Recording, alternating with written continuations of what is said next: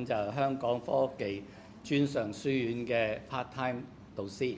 咁我教嘅科目呢，就係消防投考消防嘅課程嘅。咁我自己本身呢，就喺消防處呢，就服務咗30幾年㗎啦。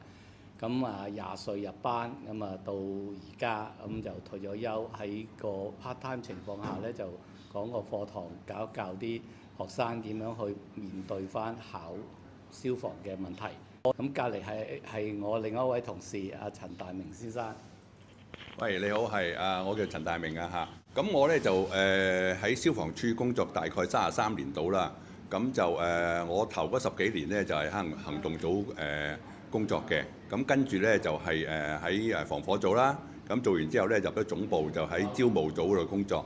咁就退休咗都好多年㗎啦。咁就好開心就可以係加入呢個家庭，就係教啲學生。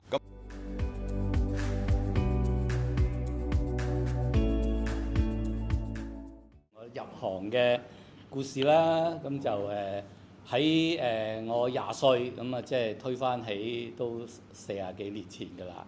咁就當年就會考咗之後，擺低咗書包，咁就當然梗係揾嘢做啦。咁屋企人嘅建議之下，咁我就投考咗消防嘅工作啦。咁喺入咗職之後，咁就幾廿年嘅工作經驗咧，咁就希望可以轉向教翻俾啲學生啦。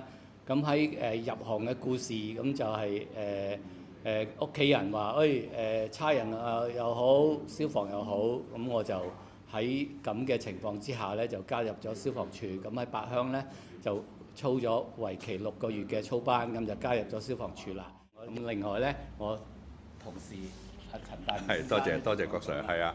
咁咧我就1984年入班嘅。咁就之前咧我就係一個中學嘅老師嚟嘅。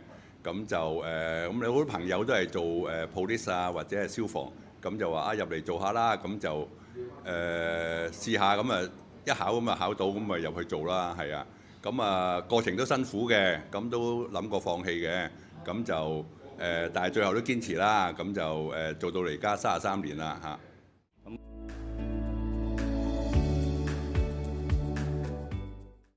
係咁工作內容咧，咁其實就都好特別嘅。咁就當我入行嘅時候咧，咁就我哋平時嘅操練啊，咁好多人都問，喂，你哋喺消防局淨係打排球㗎咋？咁即係諸如此類嘅問題。咁其實就係話喺我哋工作入邊咧，咁梗係有熱誠啦，咁要去救人啦、救火救人啦。咁平時要裝備好自己啦。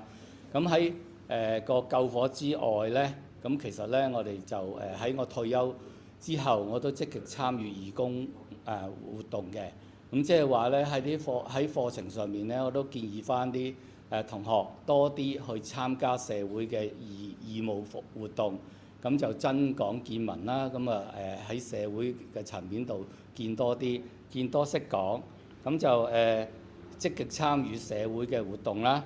咁喺我自己工作經驗上面咧，咁喺30幾40年嘅工作經驗咧，咁就係由操班就喺行動組做消防員啦，咁跟住去到總部管理組度做啦，跟住就喺防火組又做過一段時間啦，咁直至到喺防火組出翻嚟喺行動組，咁就一路繼續我嘅救火工作，咁直至到晉升到消防隊長呢一個職位。咁就跟住咧，就我將以下時間交翻俾阿陳 Sir 啦。咁我就即係工作裏邊咧，頭嗰14、15年咧都係喺行動組啦。咁就跟住喺防火組工作咗幾年，咁就入咗總部就喺招募組嗰度啦。咁就主要都係做係點樣招募呢個消防員同救護員嘅。咁就亦都喺翻體能訓練組啦。即係學堂裏邊所有嗰啲體能啊，同埋呢個消防處所有屬員嘅體能咧，都係我負責嘅。咁就都有啲壓力嘅，因為好多時咧有佢哋嗰啲體能做得唔好啊，都會關我事。咁點樣去訓練佢哋達到標啊，都係關我事嘅。咁所以都係盡量訓練到佢哋做翻好啲啦。因為我哋嘅工作體能係好重要㗎嘛。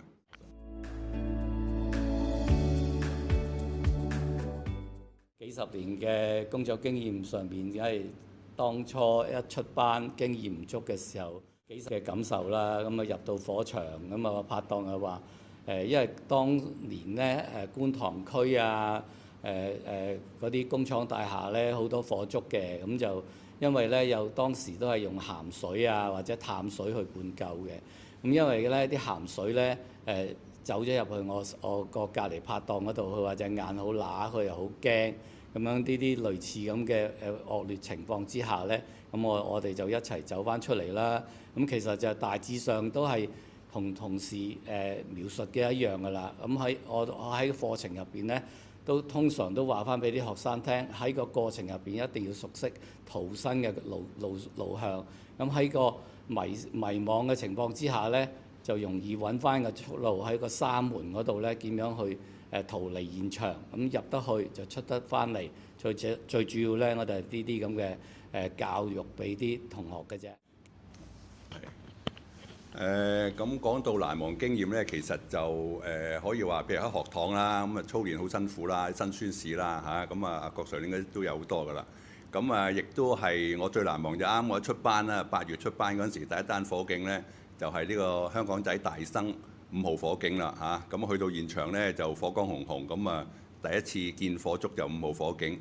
咁其後咧都好多特別嘅 case 咧，譬如跳樓啊，或者有人吊頸啊，諸如此類。咁對我哋嚟講就冇乜特別嘅，因為我哋着咗制服咧，就對呢啲咁嘅 case 咧就好即係見得多啦。咁如果對街嘅人嚟講，可能會覺得好恐怖啊咁樣嚇。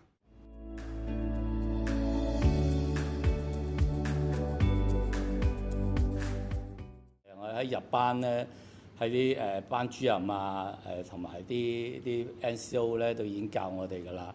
咁啊做人就要即係正直啦，去救火救人啦。咁就喺啲長官嘅教導之下咧，就唔可以貪婪啦，即係容易犯錯嘅嘢。咁我哋盡量唔好去做，就係呢啲咁嘅提示俾我哋嘅啫。係啦。咁啊，講到紀律呢樣嘢咧，咁我上堂咧亦都同啲學生講㗎啦嚇。咁就好多時我都教學生咧要自律。咁但係唔係個個都自律㗎嘛？咁冇自律就要紀律㗎啦。咁我哋身為一個紀律部隊咧，如果靠個個人自律咧，咁就好難做到一個 teamwork 出嚟嘅。咁所以一定要好有紀律。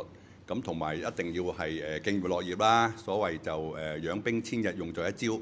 咁個個都要自己操好自己嘅體能啦，對消防嘅知識咧就要好與時並進啦嚇，要好熟悉呢個每一樣嘢工作啦，咁就好專業咁樣完成嘅工作啦嚇。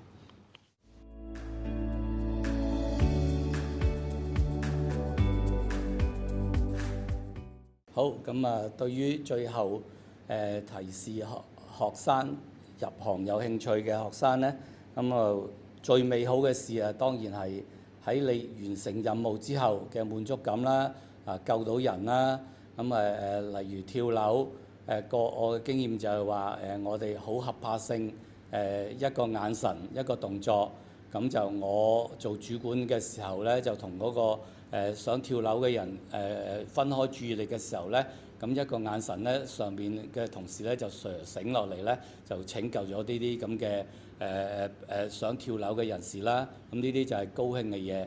咁辛苦嘅嘢咧，就係當然大家近日都見到新聞啦。咁著住啲衫，咁又熱，咁啲黑煙咧就整到成身都係污糟邋遢。咁仲要一個長時間嘅工作，咁咧呢啲就係比較辛苦嘅一面。咁就另外咧就喺我再想講一句咧，就係話做事豈能盡如人意，但求無愧於心。咁就係呢啲俾學生嘅忠告。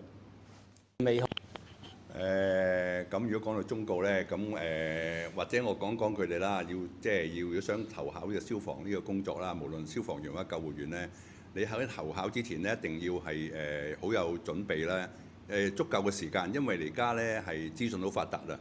咁你正常嚟講咧，應該係有好多消防或者救護嘅資訊喺個網度揾到喎。咁你一定要熟悉呢啲咯，因為而家好多人都競爭呢個工作，咁你就要即係將自己讀熟晒啲嘢啊，操好啲體能啊，早啲去準備考呢個工作咯。咁呢個工作係一個好嘅工作嚟嘅，咁一個穩定工作啦，可能薪水又好合理啦，同埋最緊要翻工，譬如有啲消防咁翻一放二，咁都幾舒服嘅，係啊。咁辛苦一定有辛苦㗎啦，咁就到時大家係入咗學堂咧，操出嚟咧，一定係有辛苦有開心，係啦。